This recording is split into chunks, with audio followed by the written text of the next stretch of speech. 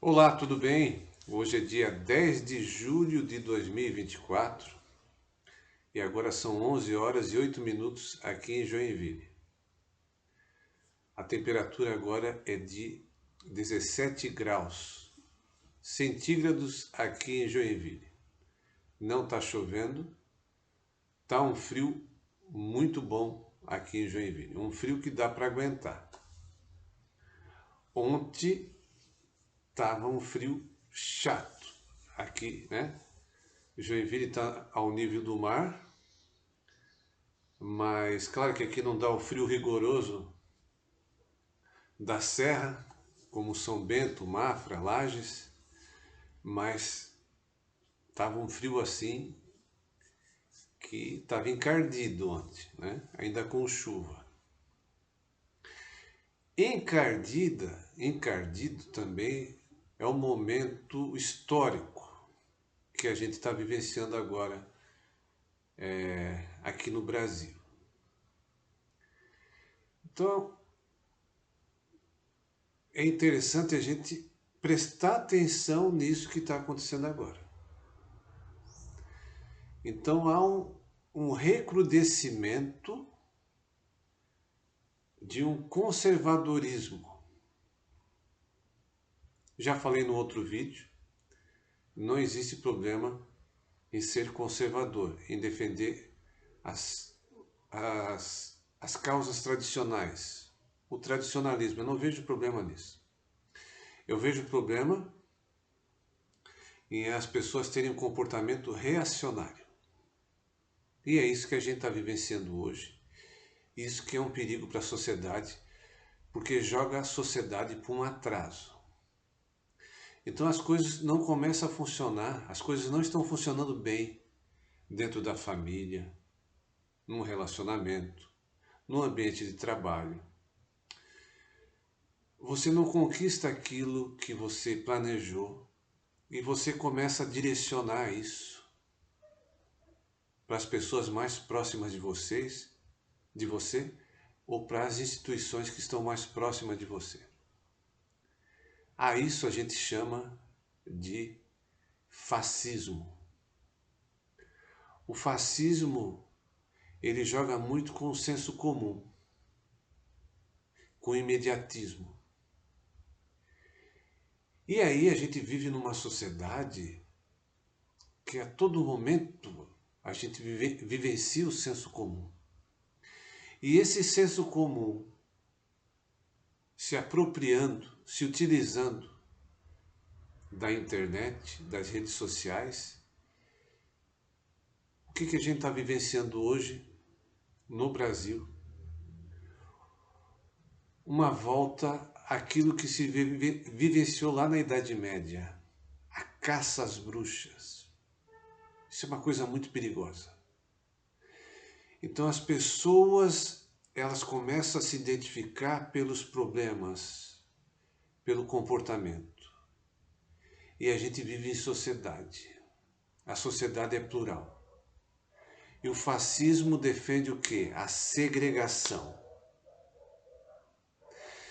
E quem está se apropriando do fascismo hoje no Brasil são aqueles que defendem o neoliberalismo. O capitalismo no mundo, gente, ele está vivendo uma crise.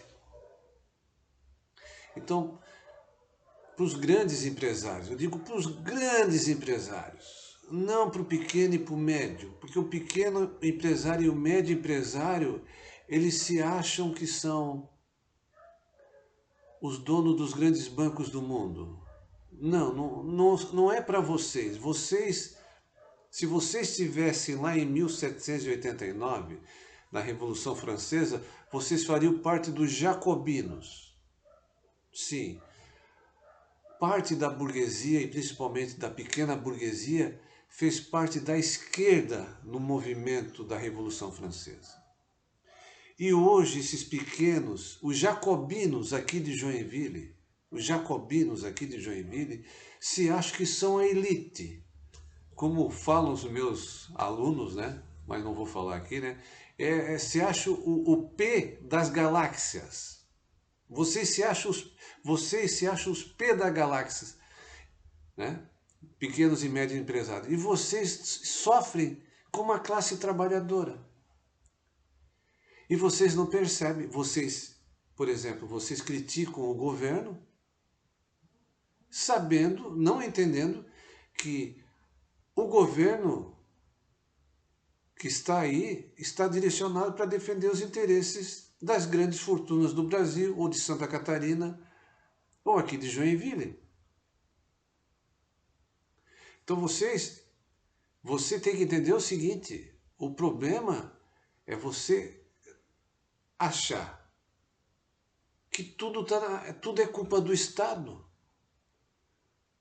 Então, só para ter uma ideia aqui, digamos, hoje, você que está assistindo esse vídeo aqui, você teria condições de pagar uma escola particular para o teu filho?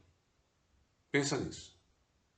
Você hoje teria condições de pagar um plano de saúde particular para a tua família? Então a maioria da sociedade aqui em Joinville, a maioria do povo brasileiro não tem condições para isso. E como é que você vai criticar o serviço público? Você tem que defender o serviço público. Você entende? Então, essas bolhas que a extrema-direita, o neoliberalismo, defende só com interesses, né? Interesses em certas eleições. Isso é uma coisa muito perigosa que a gente está vivendo hoje aqui. E uma coisa que eu quero dizer para vocês, tem muitos especialistas, muitos estudiosos, eles achavam que o fascismo ele tinha deixado de existir quando acabou a Segunda Guerra Mundial. Ora, o fascismo de Estado, sim, né? A Itália e a Alemanha perderam a guerra, né? Só que o comportamento fascista permaneceu na sociedade. Isso aqui não é uma fala minha, né? Mas isso aqui é só olhar a história do Brasil. O Brasil foi o país que teve o segundo maior. O Brasil foi o segundo maior país do mundo que teve um grande partido fascista, que foi o Partido Integralista Brasileiro, lá do Plínio Salgado, né? Então o que acontece? Institucionalmente o fascismo deixou de existir lá na década de 40, mas permaneceu nos armários aqui no Brasil. Dentro dos armários, dos guarda-roupas. E saiu, aflorou agora. Então isso é uma coisa muito perigosa. E a gente tem que alertar. A gente tem que alertar. Porque o fascismo é contra a democracia. Ah, Juliana, a sociedade está muito desorganizada, precisa uma mão forte. Ah, então tu defende essa mão forte. Ok. Enquanto essa mão forte defendeu o teu lado. Quando essa mão forte for contra você, aí que não tiver as instituições para defender, aí você vai sentir a água batendo lá atrás. Então isso é uma coisa muito perigosa que está acontecendo aqui no Brasil. É falta de leitura, é falta de visão histórica, né? Então, a gente tem que alertar. A gente pode até ficar sozinho. Eu estou sozinho fazendo esse vídeo aqui. Numa dessas, 2, 3 vão assistir o que eu estou falando aqui. Mas é necessário o quê? Ser igual o profeta Jeremias. Para mim, o profeta Jeremias é um dos profetas mais interessantes do Antigo Testamento. Eu não lembro o nome do rei de Israel naquela época. Mas ele disse, chama lá o Jeremias, chama lá. Aí chegou na frente do Jeremias e disse, Jeremias, eu estou aqui para te ajudar, mas eu não quero você profetizar contra o meu povo, contra Israel. Aí Jeremias disse assim, vocês vão ser escravizados pela Babilônia, não sei o quê, ou pela Síria, e porque você está fazendo isso e isso errado. Aí parece que o rei mandou de volta ele para a prisão e o que aconteceu? Depois de um certo tempo veio o rei da Babilônia, dominou Israel, o rei foi escravizado, até vazaram o óleo do rei, né? A família do rei foi escravizada, e ainda o rei que conquistou Israel chegou e disse assim para Jeremias, Jeremias, tu quer ir junto comigo ou tu quer ficar aqui? Aí Jeremias disse, não, não, deixa eu aqui em Israel mesmo, que eu vou ficar por aqui, né? Tranquilo. Então, nosso papel é o seguinte, nosso papel é de alertar. Então, quando um pai quer o bem do seu filho, ele vai e cobra dele. Quando você quer o bem de uma cidade, você também cobra da classe política ações que ajudem a pluralidade da sociedade.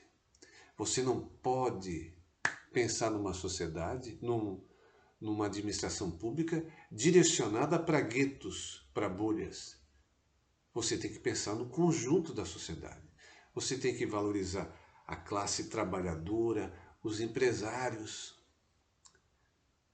até a imprensa. Até a imprensa. A gente precisa de uma imprensa que observe todos os cantinhos da cidade e não fique apenas para a classe dominante da cidade, né? O grande problema hoje de Joinville, eu vejo assim que a gente está medieval. É uma coisa horrorosa que está acontecendo aqui. Eu sinto vergonha de muita coisa que está acontecendo aqui em Joinville, em Santa Catarina e até no Brasil. Mas isso pode mudar. Na França, domingo passado, os franceses parece que se tocaram, né? Ah, interessante o que aconteceu na França, hein? Na França, se tinha uma certeza na grande vitória da extrema-direita, né? Não é que a extrema-direita não avançou na França, não. A extrema-direita teve um crescimento, sim, na França, né? Isso é fato. Só que a extrema-direita, ela aposta muito que nas redes sociais. Então, pelo que estava sendo divulgado nas bolhas das redes sociais na França, a extrema-direita ia ter uma grande vitória. E o que acabou acontecendo? A centro-esquerda venceu na França. Então, quais são os comentários pós-eleição na França? Que a realidade, o mundo real, o povo francês não foi influenciado pelas redes sociais. Foi influenciado pelo mundo real. Isso é muito importante, né? A França já contribuiu muito para a democracia no mundo. Contribuiu mais uma vez, né? Só que o crescimento lá da extrema-direita também foi culpa do atual presidente, do Macron. O Macron tirou muito direito da classe trabalhadora, não entendeu o que o povo dos cantões da França, né? Das vilas, né? Estavam reivindicando. E aí, quando o povo... Isso também é uma coisa que a gente tem que entender. Uma coisa é o seguinte, é o cidadão simples querer melhorar de vida. Aí muitas vezes ele aceita um discurso fácil, imediatista da extrema-direita. Agora, o outro lado da extrema-direita é o seguinte, é esses grupos poderosos, ricos, que ficam parasitando na sociedade, contribuindo para um retrocesso de uma cidade, manipularem esse povo, e aí nesse ponto a extrema-direita ela se torna uma grande parceira. Para ajudar o povo, não. Para essa galera se manter parasitando no Estado, ou no caso, na administração pública de uma cidade, de um Estado ou de um país. Ontem eu li num site da internet, só para encerrar aqui o vídeo. Ontem eu li que as 3 cidades que mais geram emprego em Santa Catarina, quais são? Quais são essas cidades? Em terceiro lugar, São José, do ladinho de Florianópolis. Qual que é a segunda cidade que está mais gerando emprego? Joinville. E qual que é a primeira cidade que está mais gerando emprego? Itajaí. Itajaí está gerando mais emprego. E isso porque o porto ainda não está funcionando direitinho. Qual que é o segredo de Itajaí? Eu acho que o segredo de Itajaí não tem segredo nenhum. Itajaí está investindo. Agora, o que aconteceu com Joinville? Joinville puxaram o freio de mão para Joinville não crescer. Isso é uma coisa muito perigosa. Isso é uma coisa muito perigosa quando você vê pessoas aqui de Joinville. Não adianta dizer que é o partido de Florianópolis. É gente aqui de Joinville, que tem negócios aqui em Joinville, que só olha para dentro da sua bolha e não quer o desenvolvimento para a cidade, porque o crescimento, o desenvolvimento da cidade é uma ameaça para os seus próprios interesses. Falam que amam Joinville, falam que querem o bem de Joinville. Não querem o bem de Joinville coisa nenhuma. Querem o bem, interesse de si próprio, da família ou do grupo empresarial que defende. Tchau para vocês.